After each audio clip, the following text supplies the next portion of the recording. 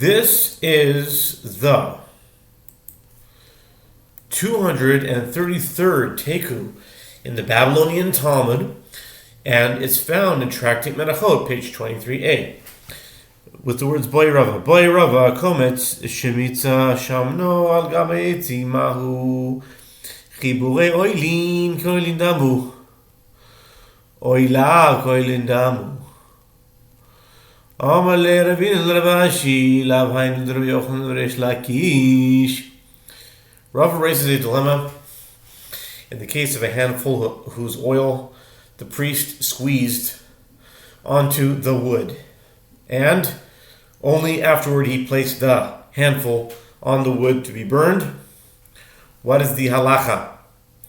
Are substances that are contiguous to items that ascend upon the altar considered to be as part of the items that ascend upon the altar, in which case the oil that was absorbed into the wood and is contiguous to the handful of the meal offering is considered part of the handful, or are they not considered to be as part of the items that ascend upon the altar, and the oil is not viewed as part of the handful, and therefore the handful is missing oil? Ravina said to Rav Ashi, is this not the same disagreement as the dispute between Rabbi Yochanan and Resh Lakish?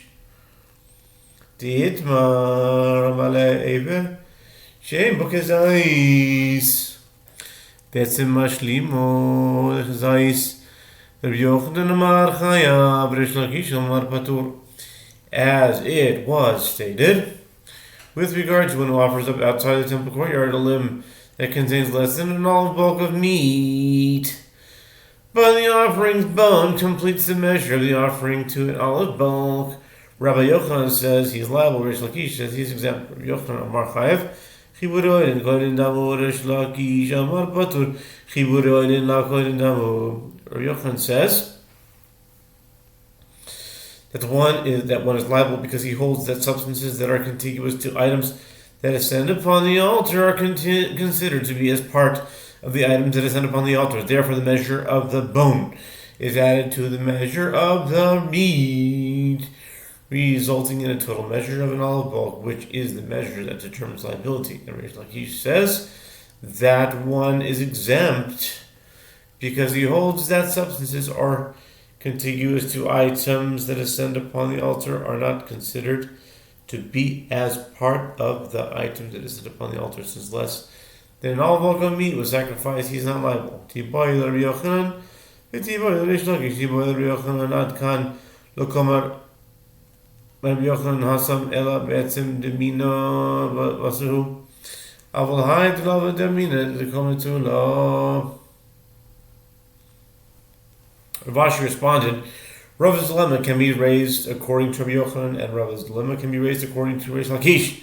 The circumstances in the dispute are not the same as in Rav's dilemma, so their opinions in that case may not be applicable to this one. Rav Ashi elaborates, the dilemma can be raised according to Rabbi Yochanan, even though he holds that the bone is considered to be part of the meat to complete the measure of an olive bulk. Perhaps Rabbi Yochanan says his opinion only there in a case of a bone, because the bone is the same type as the meat, meaning it is from the same animal and is therefore considered to be part of the sacrificial meat. But in this case of oil, which is not the same type as the handful, is not considered to be a part of the handful, even if it is contiguous to it. Or maybe a few Resh Lakish like Amar Elabetzim Devar Mifareshu Viparish Lav Mitzvah Lehadore Ela Vashem Delav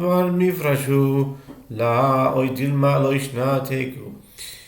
Or perhaps, even according to Resh Lakish, he says his ruling only in the case of the bone, teaching that it does not add to the quantity of the meat.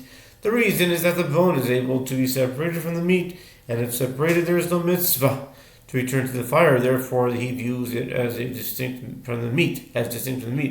But in this case of oil, which is not able to be separated from the handful of the meat offering, as it must be burned together with the handful, he will not hold that the oil is viewed as separate from the handful, or perhaps there's no difference between the case of the bone and the case of the oil. Rabbi Yochanan and Resh Lakish would have the same opinions, respectively, in both cases. There were comments.